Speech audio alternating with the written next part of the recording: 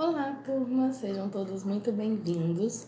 Hoje nós iremos iniciar essa conversa, sobre os tratamentos nos distúrbios gastrointestinais. Então, nós vamos falar um pouquinho de alguns medicamentos específicos que atuam ali naquele ácido do estômago de alguma forma, que atua no estômago de alguma forma. Vamos lá.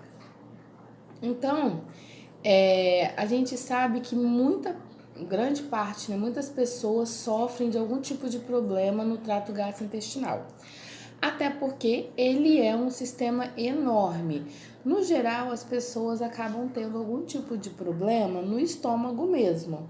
Mas pode acontecer problemas em outros locais, como na própria boca, laringe, traqueia. Traqueia não, desculpa, no canal do esôfago, né? E no estômago, no intestino. Então, assim, são muitos locais em que pode ter algum tipo de situação que atrapalha ali o funcionamento normal. Então, esses distúrbios, eles provocam muito incômodo e podem até mesmo ser graves em algumas situações, levar a algum tipo de complicação ou causar alguma complicação específica. Então, pode acontecer do distúrbio ser aí uma situação que vai além do incômodo, levando a pessoa aí ter um quadro bastante complicado. Então, alguns desses distúrbios, que são os mais, digamos assim, comuns, acaba que a gente já ouviu falar em algum momento, que é, por exemplo, o refluxo gastroesofágico.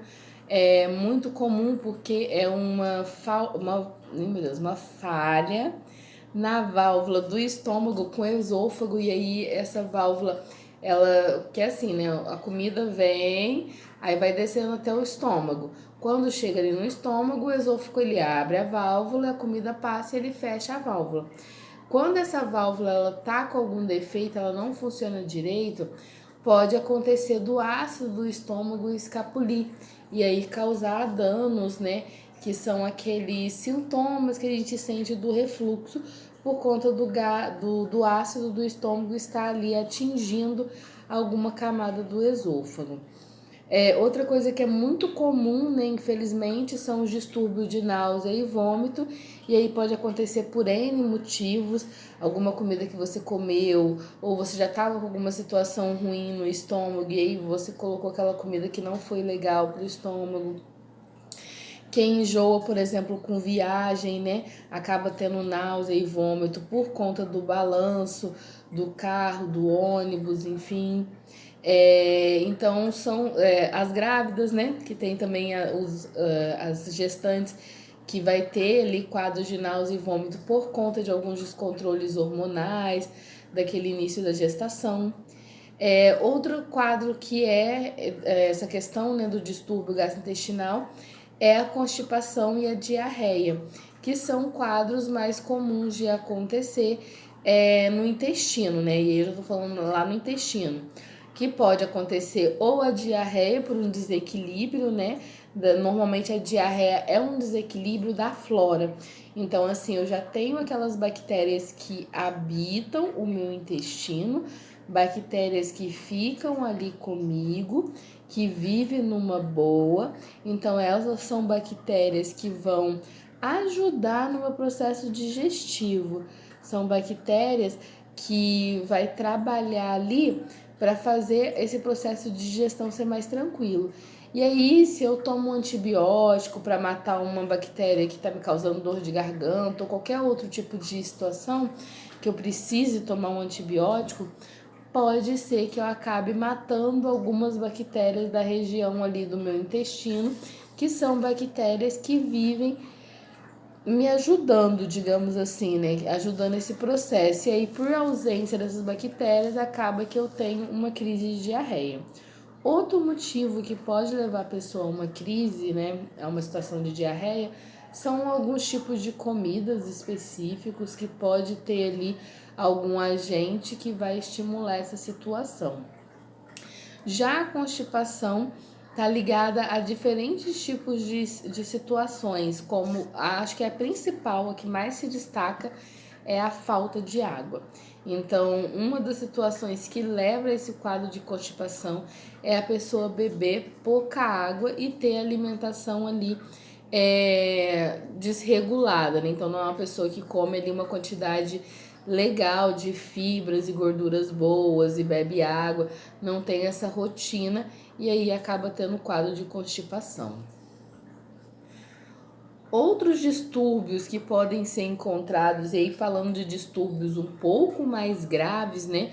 Distúrbios um pouco mais sérios, entra a azia, muito comum quando você come alguma coisa mais pesada, e o estômago já não estava lá aquelas coisas, ou quando você tá, por exemplo, assim, viajando e para quem tem enjoo durante a viagem, né? Aí tá aquele enjoo aí, você decide parar na parada e comer alguma coisa. Então, assim, pode acontecer de acontecer azia, queimação, né? Aqueles clássicos. Aí, falando agora de alguns distúrbios um pouco mais graves, entra a gastrite e úlcera péptica. Até coloquei aqui uma imagem de como mais ou menos acontece essas úlceras gástricas. Então elas são feridas, igual a gente tem feridas na nossa pele, só que elas vão acontecer lá dentro do estômago, na mucosa do estômago. E por que elas acabam sendo bastante incômodas? Porque quando eu tenho uma ferida aqui no meu braço, né, vamos supor, faz uma úlcera aqui no meu braço, tá aberta. Aí a gente começa a fazer curativo, tampa, limpa com soro, vai passando, às vezes passa alguma pomada específica, vai tampando, e aí o curativo vai cicatrizando, certo? Eu vou tomando cuidado com ele, ele vai cicatrizando. Dentro do estômago eu tenho ácido, que toda vez que eu como, eu produzo, aumenta esse ácido, né? Aumenta a quantidade de ácido dentro do meu estômago. Então, eu tô falando de uma situação que fica muito difícil de fechar essa úlcera, de fechar esse machucado. Porque é um machucado que eu tô sempre ali tendo. É como se eu tivesse esse machucado aqui, né? Do meu braço, por exemplo. Aí é como se sempre que eu abrisse para limpar, para passar a pomada, eu desse uma marteladinha nele ou uma cutucada para ele aumentar pro lado. O ácido do estômago faz isso. Eu já tenho uma lesão que algumas vezes ela é causada pelo próprio ácido do estômago, dependendo ali de algum tipo de situação, acaba abrindo, né, essa úlcera por conta do excesso de ácido. E aí eu tenho essa úlcera ali agora, eu tenho esse processo de gastrite, que é uma inflamação também que acontece na mucosa, e eu não consigo cicatrizar ela tão fácil porque eu tenho ácido toda vez que eu vou comer. E aí normalmente os tratamentos, né, que vai ser feitos para úlcera e gastrite, a gente vai focar aqui, é claro, na medicação. Mas para vocês conhecerem, eu vou falar um pouquinho. Os tratamentos vai incluir algumas adaptações na alimentação, pelo menos para fechar essa úlcera. Então, assim, depende muito da equipe médica que vai acompanhar, se vai passar por nutricionista, mas tem equipe que prefere deixar a pessoa mais horas sem comer. Tem equipe que prefere que a pessoa coma com uma certa frequência e restringe alguns alimentos. Vai restringir alimentos cítricos, por exemplo, e vai dar mais vazão para alguns outros tipos de alimentos que pode ajudar nesse processo de cicatrização. Já tem equipe, como eu falei para vocês, que vai aumentar esse horário, vai restringir também a alimentação. Então, assim, cada equipe vai trabalhar de uma forma e, claro, juntamente com a medicação, né? Na grande maioria dos casos, a gente entra com a medicação também para auxiliar na gastrite. Então, vamos conhecer aqui o nosso aparelho gastrointestinal. Como eu falei para vocês, ele é enorme, né? O aparelho gastrointestinal, ele é muito grande, ele passa por praticamente o nosso corpo inteiro. Então, dentro do aparelho gastrointestinal, a gente tem a boca, que é por onde tudo começa, né? E o processo de mastigação é extremamente importante para auxiliar no processo de digestão e evitar danos ali um pouco mais abaixo, principalmente no nosso estômago. Aí, além da boca, né, que é um dos nossos, dos nossos órgãos, né, do aparelho gastrointestinal, eu tenho o esôfago, que é esse tubo que vai levar a comida até o estômago, e como eu falei para vocês, é nele que, entre ele e o estômago, que vai estar aquela válvulazinha, que precisa abrir e fechar de forma correta, senão gera o refluxo. Aí depois do esôfago, eu vou ter então o estômago, eu tenho o fígado, né, ali logo ao lado do estômago. Eu vou ter o pâncreas logo atrás, ele fica meio que atrás do estômago. A vesícula biliar do lado de cá, meio que atrás também do estômago. E todos esses, eles trabalham dentro do aparelho gastrointestinal, porque a vesícula biliar vai ser responsável por formar a bile e mandar a bile para o intestino para ajudar no processo de formação das fezes. O pâncreas é muito importante para regular o açúcar no sangue, por exemplo, e outros componentes hormonais ligados à mastigação, inclusive o controle do ácido do estômago vai depender de algumas enzimas específicas que vão ser produzidas e liberadas pelo pâncreas. E aí entra os intestinos, né? O duodeno e cada parte, né? Separada aqui apenas por intestino delgado e intestino grosso.